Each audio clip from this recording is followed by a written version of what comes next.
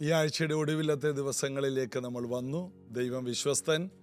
ഈ ആഴ്ച മുഴുവനും കർത്താവിൻ്റെ കരം കാണാൻ ദൈവം നമുക്ക് കൃപ തന്നു. കർത്താവിൻ്റെ വചനത്തിൽ വിശ്വസിച്ച് നമ്മുടെ വിശ്വാസത്തെ അനുദിനം വർദ്ധിപ്പിച്ചെടുക്കുക. ഓരോ ദിവസം കഴിയുന്തോറും പുറമെയുള്ളവൻ ക്ഷയിച്ചാലും അകത്തെ മനുഷ്യനെ നമുക്ക് ശക്തനാക്കി മാറ്റാം. ഇന്നലകളുടെ തടവുപുള്ളിയായിട്ട് നാം ഒരിക്കലും ജീവിക്കരുത്. ഇന്നലകളിൽ പലതും സംഭവിച്ചു. അത് നമുക്ക് ഒരു ബന്ധനമായി, അല്ലെങ്കിൽ അതിൻ്റെ വേദനയിൽ മാത്രം ജീവിക്കരുത്. അങ്ങനെ ജീവിക്കുന്ന ഒത്തിരി പേരെ കാണാറുണ്ട്. വിശ്വാസകോളത്തിൽ അങ്ങനെയുള്ളവരെ കാണുമ്പോൾ അത്ഭുതമാണ്. ഇന്നലകളുടെ തടവറയിൽ ജീവിക്കുക. ഇന്നലകളിൽ സംഭവിച്ചതാണ് ഇന്ന് അവർ വലിച്ചുകൊണ്ട് നടക്കുകയാണ്. ഇന്ന് എനിക്ക് അങ്ങനെ ഭവിച്ചു, എനിക്കിങ്ങനെ ഭവിച്ചു, ഞാൻ വലിയൊരു ദുരന്തത്തിൽപ്പെട്ടു, എന്നെ കൊച്ചുനാളിലെ പീഡനത്തിലൂടെ കടന്നുപോയി, എൻ്റെ ജീവിതത്തിൽ വലിയ കയ്പുണ്ടായി. ഇതെല്ലാം നമ്മുടെ നാളേക്ക് വേണ്ടിയുള്ള നന്മയാക്കി മാറ്റാൻ യേശുവിനെ സ്വീകരിക്കുന്ന ഒരാൾക്കേ കഴിയൂ. ഇന്നലകളുടെ തടവ് പുള്ളിയായിട്ട് ഇന്നുകളിൽ ജീവിക്കരുത്. പണ്ടുള്ളതിനെ ഓർക്കേണ്ട, മുമ്പുള്ളതിനെ നിരൂപിക്കേണ്ട, ഞാൻ പുതിയതൊന്ന് ചെയ്യുന്നു എന്നാണ് യെശയ്യാ പ്രവചനത്തിൽ പറയുന്നത്. പഴയത്. ജോസഫ് എന്ന മനുഷ്യൻ, തനിക്ക് 2 മക്കൾ ജനിച്ചു. മൂത്ത മോനിട്ട പേര് മനശ്ശെ. മറന്നുപോയെന്ന്. ഇന്നലകളിലെ ദുഃഖങ്ങൾ മറന്നുപോയി, ഇന്നലകളിലെ വേദനകൾ മറന്നുപോയി, സഹോദരന്മാർ ചെയ്തത് മറന്നുപോയി, മറ്റുള്ളവർ ചെയ്ത ദ്രോഹം മറന്നുപോയി. അത് വലിയ കാര്യമാണ്. അടുത്ത മോന് പേരിട്ടു എഫ്രയീം. സങ്കടദേശത്ത് ദൈവം എന്നെ വർദ്ധിപ്പിച്ചു. ഒരു വർധനവ് വേണമെങ്കിൽ അതിനു മുമ്പ് ഒരു മനശ്ശെ വേണം. മറക്കണം. ഇന്നലകളുടെ തടവ് പുള്ളിയായി ജീവിക്കരുത്. ഇന്നലകളുടെ ഓർമ്മകൾ, മരിച്ചുപോയ പലരുടെയും ഫോട്ടോയും കെട്ടിപ്പിടിച്ച് എത്ര കാലം ജീവിക്കും? മരിച്ചുപോയ ആളെക്കുറിച്ച് തന്നെ പറഞ്ഞുകൊണ്ട് എന്നാലും പോയല്ലോ. അങ്ങനെ പറയുമ്പോൾ നാം ദൈവത്തെ പോലും അംഗീകരിക്കുന്നില്ല എന്നാണ് അതിൻ്റെ അർത്ഥം. അതിന് വിട്, ജീവിക്കാൻ നോക്ക്. മുന്നോട്ട് പിൻപിലുള്ളതിനെ മറന്നുകൊണ്ട് മുൻപിലുള്ള ലാക്കിലേക്ക് ഓടാൻ നോക്ക്. കർത്താവ് അതിനുള്ള ബലവും കൃപയും നിങ്ങൾക്ക് നൽകട്ടെ. പുതിയ ആഴ്ചകളും പുതിയ വർഷങ്ങളും തന്ന് നഷ്ടപ്പെട്ട സംവത്സരത്തിന് പകരം തരും. കർത്താവിൽ നമുക്ക് ആശ്രയിക്കാം. ഈ ആഴ്ചയിൽ നമുക്ക് ഈ അപ്പോസ്തലപ്രവൃത്തി 13-ാം അധ്യായത്തിൽ നിന്ന് വായിച്ച് മുന്നോട്ട് പോകാം. 45-ാം വാക്യമാണ് ഏറ്റവും ഒടുവിൽ 13-ാം അധ്യായത്തിൽ വായിച്ചത്. യഹൂദന്മാരോ പുരുഷാരത്തെ കണ്ട് അസൂയ നിറഞ്ഞവരായി ദുഷിച്ചുകൊണ്ട് പൗലോസ് സംസാരിക്കുന്നതിന് എതിര് പറഞ്ഞു. പൗലോസ് എന്താ പറയുന്നത്? യേശു ക്രിസ്തു മരിച്ചടക്കപ്പെട്ടു, ഉയർത്തെഴുന്നേറ്റു. പിതാക്കന്മാരുടെ ദൈവം രക്ഷകനെ മശിഹായെ അയച്ചു. പൗലോസിന്റെ ചുറ്റും ആളുകൂടിയതും പൗലോസിന്റെ പ്രസംഗത്തിൽ ജനങ്ങൾ പ്രതികരിക്കുന്നതും കണ്ടപ്പോൾ യഹൂദന്മാർ അവർ അസൂയ നിറഞ്ഞ് എതിര് പറഞ്ഞു. അപ്പോൾ പൗലോസ് 46 അപ്പോൾ പൗലോസും ബർന്നബാസും ധൈര്യം പൂണ്ടു. ദൈവവചനം ആദ്യം നിങ്ങളോട് പറയുന്നത് ആവശ്യമായിരുന്നു, എന്നാൽ നിങ്ങൾ അതിനെ തള്ളി നിങ്ങളെ തന്നെ നിത്യജീവന് അയോഗ്യർ എന്ന് വിധിച്ചു കളയുന്നതിനാൽ ഇതാ ഞങ്ങൾ ജാതികളിലേക്ക് തിരിയുന്നു. ആദ്യം നിങ്ങൾക്കാണ് സുവിശേഷം, ആദ്യ യഹൂദന് പിന്നെ യവനന്. അനുഗ്രഹങ്ങൾ ആദ്യ യഹൂദന് പിന്നെ യവനന്. ശിക്ഷാവിധി ആദ്യ യഹൂദന് പിന്നെ യവനന്. എല്ലാം ആദ്യം കൊടുത്തേക്കാണ്. ഗുണവും ദോഷവും എല്ലാം യഹൂദന്. കാരണം അത് ദൈവത്തിൻ്റെ തെരഞ്ഞെടുപ്പാണ്. അബ്രഹാമിൻ്റെ മക്കളാണ്. യേശു സ്വന്തത്തിലേക്കാണ് വന്നത്, സ്വന്തമായി അവരവനെ കൈക്കൊണ്ടില്ലെന്ന്.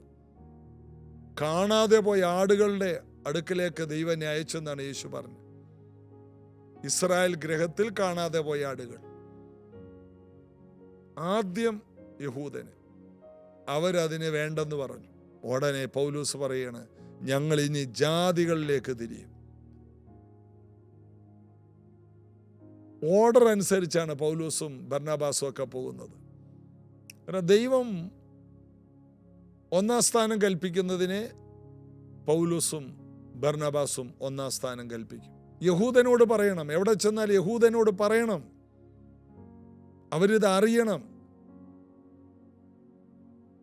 അവർക്ക് വേണ്ടെങ്കിൽ മറ്റുള്ളവരോട് പറയാം. ദൈവം ഒന്നാം സ്ഥാനം കൊടുക്കുന്നതിന് നമ്മൾ ഒന്നാം സ്ഥാനം കൊടുക്കാറുണ്ടോ? നമുക്ക് പലപ്പോഴും അറിയില്ല. ദൈവം ഒന്നാം സ്ഥാനം കൊടുക്കുന്നത് എന്താണോ അതിന് നമുക്ക് ഒന്നാം സ്ഥാനം കൊടുക്കാൻ കഴിയണം. യേശു ഒന്നാം സ്ഥാനം കൊടുത്തത് എന്തിനൊക്കെയാണ്? പിതാവിനോട് ചേർന്നിരിക്കുവാൻ, വചനത്തിന്, വിശുദ്ധ ജീവിതത്തിന്, പ്രാർത്ഥനാ ജീവിതത്തിന്. യേശു കർത്താവ് ഒന്നാം സ്ഥാനം കൊടുത്തതിന് നമുക്ക് ഒന്നാം സ്ഥാനം കൊടുക്കാൻ കഴിഞ്ഞാൽ നമ്മെപ്പോലെ അനുഗ്രഹിക്കപ്പെട്ടവർ വേറെ ആരും ഉണ്ടാകത്തില്ല. നമ്മുടെ ബന്ധുക്കളും നമ്മുടെ സമൂഹം ഒന്നാം സ്ഥാനം കൊടുക്കുന്ന പലതിനും നമ്മൾ ഒന്നാം സ്ഥാനം കൊടുക്കാൻ നോക്കിയപ്പോൾ നമ്മൾ സമൂഹത്തിലെ ഒരാളെ പോലെയായി, സമൂഹത്തിൽ നിന്ന് വ്യത്യസ്തമായി ശോഭിക്കാൻ ആഗ്രഹിക്കുന്നുണ്ടെങ്കിൽ ദൈവം ഒന്നാം സ്ഥാനം കൊടുക്കുന്ന കാര്യത്തിൽ നമ്മൾ ഒന്നാം സ്ഥാനം കൊടുക്കണം. ഇതാ പൗലോസ് പറയാണ്, ഇനി ഞങ്ങൾ രണ്ടാം സ്ഥാനത്തേക്ക് തിരിയുകയാണ്. എന്താണ്? ഞങ്ങൾ ജാതികളിലേക്ക് തിരിയുന്നു. 47-ാം വാക്യം, നീ ഭൂമിയുടെ അറ്റത്തോളം രക്ഷയാകേണ്ടതിന് ഞാൻ നിന്നെ ജാതികളുടെ വെളിച്ചമാക്കി വെച്ചിരിക്കുന്നു എന്ന് കർത്താവ് ഞങ്ങളോട് കൽപ്പിച്ചിട്ടുണ്ട് എന്ന് പറഞ്ഞു. 48-ാം വാക്യം, ജാതികൾ ഇത് കേട്ട് സന്തോഷിച്ച് ദൈവവചനത്തെ മഹത്വപ്പെടുത്തി. നിത്യജീവനായി നിയമിക്കപ്പെട്ട എല്ലാവരും വിശ്വസിച്ചു. ജാതികളുടെ ഇടയിൽ നിത്യജീവന് വേണ്ടി ദൈവം നിയമിച്ചവരവിടെ നിൽപ്പുണ്ടായി. അവരെല്ലാം വിശ്വസിച്ചു. പൗലോസും ബർന്നബാസും നിത്യജീവനുമായി അവരുടെ അടുക്കലേക്ക്, ജാതികളുടെ അടുക്കലേക്ക് ചെന്നു. നിത്യജീവൻ അവർ പ്രാപിച്ചു. ഈ ദിവസങ്ങളിൽ അനേകർ നിത്യജീവനായി നിയമിക്കപ്പെട്ടവർ നമ്മുടെ ഇടയിലുണ്ട്. അവരുടെ ഇടയിലേക്ക് ഇറങ്ങിച്ചെന്ന് അവരെ കണ്ടെത്തുക എന്നുള്ളത് നാം സുവിശേഷം അറിയിച്ചാൽ മതി. പൗലോസും ബർന്നബാസും ജീവിച്ചിരുന്ന കാലത്ത് അവരുടെ ശബ്ദം എത്രത്തോളം ഉയർത്തി പറയാമോ അത്രയും അവർ ഉയർത്തി പറഞ്ഞു. അത് കേട്ടവർ രക്ഷിക്കപ്പെട്ടു. ഇന്ന് എന്തെല്ലാം സംവിധാനമാണ്! ലക്ഷങ്ങളോട് സംസാരിക്കാനുള്ള സാങ്കേതിക വിദ്യകളുള്ള ഈ കാലത്ത്, സാറ്റലൈറ്റ് സംവിധാനങ്ങളുള്ള കാലത്ത്, മീഡിയകളുള്ള കാലത്ത്, യൂട്യൂബ് പോലെയുള്ള വലിയ വലിയ മീഡിയകൾ നിലനിൽക്കുന്ന ഈ കാലത്ത് നിത്യജീവനായി നിയമിക്കപ്പെട്ട ജനകോടികളെ തൊടുവാൻ എന്തെല്ലാം സംവിധാനമാണ് കർത്താവ് തന്നത്. നമ്മൾ മുഖാന്തരം ആയിരങ്ങൾ ഈ സത്യമാർഗത്തിലേക്ക് വരണം. ഈ ആഴ്ച മുഴുവനും സുവിശേഷം അറിയിക്കുക എന്ന ഒരൊറ്റ കാര്യത്തിൽ നമ്മൾ ഫോക്കസ് ചെയ്തു. ഇതാ നിത്യജീവന് വേണ്ടി ദൈവം നിയമിച്ചു വച്ചിരുന്ന പലരുമുണ്ട്. അവരിത് കേട്ടു, കണക്റ്റായി. അപ്പോൾ ഒത്തിരി പേര് രക്ഷിക്കപ്പെടാൻ നമ്മുടെ സമൂഹത്തിലുണ്ട്. നമ്മൾ സംസാരിക്കുമ്പോൾ അയക്കാതെ എങ്ങനെ പോകും, പോകാതെ എങ്ങനെ പ്രസംഗിക്കും, പ്രസംഗിക്കാതെ എങ്ങനെ കേൾക്കും, കേൾക്കാതെ എങ്ങനെ വിശ്വസിക്കും എന്ന് എഴുതിയിരിക്കുന്ന പോലെ വിശ്വാസം കേൾവിയാലും, കേൾവി ക്രിസ്തുവിന്റെ വചനത്താലും വരും. പൗലോസും ബർന്നബാസും പ്രസംഗിച്ചു, അവരെ ഉറപ്പിച്ചു, യേശു ക്രിസ്തുവിനെ ഉയർത്തി, യേശു ക്രിസ്തുവിലുള്ള നിത്യജീവനെ കുറിച്ച് പറഞ്ഞു. ആ നിത്യജീവനായി നിയമിക്കപ്പെട്ടവർ അവരെല്ലാവരും വിശ്വസിച്ചു. അപ്പൊ നിയമിക്കപ്പെട്ടവരുണ്ട് നിത്യജീവനായി. അതായത് മരണത്തിന് അപ്പുറമുള്ള ജീവിതത്തിന് വേണ്ടി ദൈവം കണ്ടുവച്ചിരിക്കുന്നവരുണ്ട്. അവർക്ക് എവിടെ നിന്നെങ്കിലും ഒരു ഉദ്ധാരണം ഉണ്ടാകും. നമ്മൾ പറഞ്ഞില്ലെങ്കിൽ വേറെ ഏതെങ്കിലും ഒരു വഴി അവർക്ക് തുറക്കും. അവർ വേറൊരു വഴി തുറന്ന് അവർ വിശ്വാസത്തിൽ വരുമ്പോൾ നമ്മൾ അതിശയിക്കടാ, എത്രയോ വർഷം നമ്മളത് പറഞ്ഞില്ല, എന്നിട്ട് അവർ രക്ഷിക്കപ്പെട്ടു. അവർ രക്ഷിക്കപ്പെടേണ്ടവരായിരുന്നു. നമ്മൾ വിചാരിച്ചു അവരോട് പറഞ്ഞാൽ അവർ നമ്മളെ തല്ലിക്കൊല്ലുമെന്ന്. ഇല്ല, അവര് ആരെങ്കിലും ഇത് പറയണമെന്ന് വിചാരിച്ച് കാത്തിരിക്കുന്നവരായിരുന്നു. അതുകൊണ്ട് നിത്യജീവനായി നിയമിക്കപ്പെട്ടവരെ കാണിച്ചു തരണേ കർത്താവേ. നിത്യജീവനായി നിയമിക്കപ്പെട്ട വ്യക്തി ഇതാണോ? സംസാരിച്ചു നോക്കണം. അപ്പോഴാണ് അവരുടെ പ്രതികരണം മനസ്സിലാകുന്നത്. അപ്പോൾ തന്നെ പൗലോസ് നിത്യജീവനായി നിയമിക്കപ്പെട്ടവനായിരുന്നു. എന്നാൽ വേറൊരു രൂപത്തിലാണ് കിടന്നേച്ച, ഒരു ദുഷ്ടന്റെ രൂപത്തിൽ ഒരു അപ്പോസ്തലൻ കിടപ്പുണ്ടായിരുന്നു. വെള്ളത്തിന്റെ രൂപത്തിൽ വീഞ്ഞ് കിടന്നിരുന്നത് പോലെ, മാറായുടെ രൂപത്തിൽ മധുരമുള്ള വെള്ളം കിടന്നിരുന്നത് പോലെ ഇവിടെയും പൗലോസിന്റെ ചരിത്രം തന്നെ പറയുമ്പോൾ ഒരു ദുഷ്ടന്റെ രൂപത്തിലാണ്. പലപ്പോഴും നമ്മൾ അവരെ കാണുമ്പോൾ ആ രീതിയിലാണ് കാണുന്നത്. എങ്കിലും വേറൊരു രൂപത്തിൽ കിടക്കുന്നെങ്കിൽ സുവിശേഷം അവരെ മാറ്റിമറിക്കും. എത്ര ദുഷ്ടന്മാരെയും എത്ര തകർന്നവരെയും ഒക്കെ പണിയാൻ മതിയായ സുവിശേഷം, രക്ഷയ്ക്ക് മതിയായ സുവിശേഷം. ഈ സുവിശേഷം നിങ്ങൾ പഠിക്കണം, ധ്യാനിക്കണം, പ്രാപിക്കണം.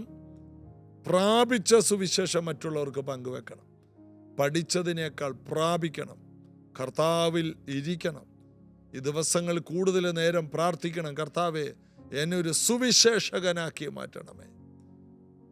സുവിശേഷത്തിലൂടെ ആത്മാക്കളെ നേടാൻ നിത്യതയിൽ വലിയ പ്രതിഫലമുള്ളൊരു വ്യക്തിയാക്കി എന്നെ മാറ്റണമേ. എന്തിനു വേണ്ടിയാ പൗലോസൊക്കെ ഓടിയത്? പ്രതിഫലം നോക്കിയത് കൊണ്ട്. നീതിയുടെ കിരീടം എനിക്ക് വേണ്ടി വെച്ചിരിക്കുന്നെന്ന്. നന്നായിട്ട് ഞാൻ ഓടിയെന്ന്, ഏറ്റവും അധികം ഞാൻ അധ്വാനിച്ചു. എന്താണ് പ്രതിഫലം? ഇവരെല്ലാം പ്രതിഫലം നോക്കി. പ്രതിഫലം നോക്കണം. നിത്യജീവനിലേക്ക് അനേകരെ കൊണ്ടുവരുമ്പോൾ അതിനെല്ലാം നടുന്നവനും നനക്കുന്നവനും എല്ലാം കൂലിയുണ്ട്. നിത്യതയിൽ വലിയ കൂലിയുള്ളവരായി, പ്രതിഫലമുള്ളവരായി നമുക്ക് മാറണം. കർത്താവിൽ നമുക്ക് ബലപ്പെടാം. കർത്താവിൻ്റെ കൃപയിൽ നമുക്ക് നിറയാം. നമുക്ക് ഒരുമിച്ച് പ്രാർത്ഥിക്കാം. സ്വർഗീയ പിതാവാം ദൈവമേ, ഇന്ന് ഈ വചനങ്ങൾ കേട്ട ഓരോ പ്രിയപ്പെട്ടവരുടെ ജീവിതത്തിൽ വലിയ മാറ്റങ്ങൾ, വലിയ വ്യത്യാസങ്ങൾ, വലിയ ഉയർച്ചകൾ, വലിയ പദവികൾ യേശുവിൻ്റെ നാമത്തിൽ ഉണ്ടാകട്ടെ. സുവിശേഷത്തിന് വേണ്ട എല്ലാവിധ ജ്ഞാനവും ഇവർക്ക് കൊടുക്കണമേ. ഒരു സുവിശേഷകന് വേണ്ട എല്ലാവിധ അഭിഷേകമുള്ളവരായി ഇവർ തീരട്ടെ. ദൈവവചനം നന്നായി മനസ്സിലാക്കാനും ആര് ചോദിക്കുന്ന ചോദ്യത്തിന് മറുപടി പറയാൻ പ്രാപ്തിയുള്ളവരായി തീരുവാനും ഓരോ പ്രിയപ്പെട്ടവരെ അങ്ങ് മാനിക്കണം. ഒരു വലിയ അഭിഷേകത്തിലേക്ക് എല്ലാവരെയും അങ്ങ് നയിക്കണമേ. ലോകത്തിലെ ഏറ്റവും വലിയ ശക്തിയായ സുവിശേഷം എന്ന ആ വലിയ ദൗത്യം ഏറ്റെടുക്കാൻ ഈ മക്കളെ ശക്തീകരിക്കണം, അനുഗ്രഹിക്കണം. ഈ മക്കൾ സൗഖ്യമാകട്ടെ. ഈ വചനം കേട്ടവർ ശുദ്ധരാകട്ടെ. ഈ വചനം കേട്ടവരുടെ ബന്ധനങ്ങൾ യേശുവിൻ നാമത്തിൽ അഴിയട്ടെ. പുതുവഴികൾ തുറന്നു വരട്ടെ. യേശുവിൻ നാമത്തിൽ ആമേൻ. യേശു കർത്താവ് ഈ ആഴ്ച അനുഗ്രഹിച്ചതുപോലെ വരുന്ന ആഴ്ചകളിലും നമ്മെ അനുഗ്രഹിക്കും. തിങ്കളാഴ്ച മുതൽ ജീസസ് എവരിഡേ തുടരുന്നതാണ്. നമുക്ക് ഒരുമിച്ച് കർത്താവിൽ സന്തോഷിക്കാം. നാളെ അനുഗ്രഹിക്കപ്പെട്ട ഒരു സഭായോഗം രാവിലെ 8 മണിക്ക് പ്രൈസ് ജനറേഷൻ ചർച്ചിൽ വെച്ചുകൊണ്ട് കടന്നു വരണം. നമുക്ക് ഒരുമിച്ച് കാണാം, പ്രാർത്ഥിക്കാം. God bless you.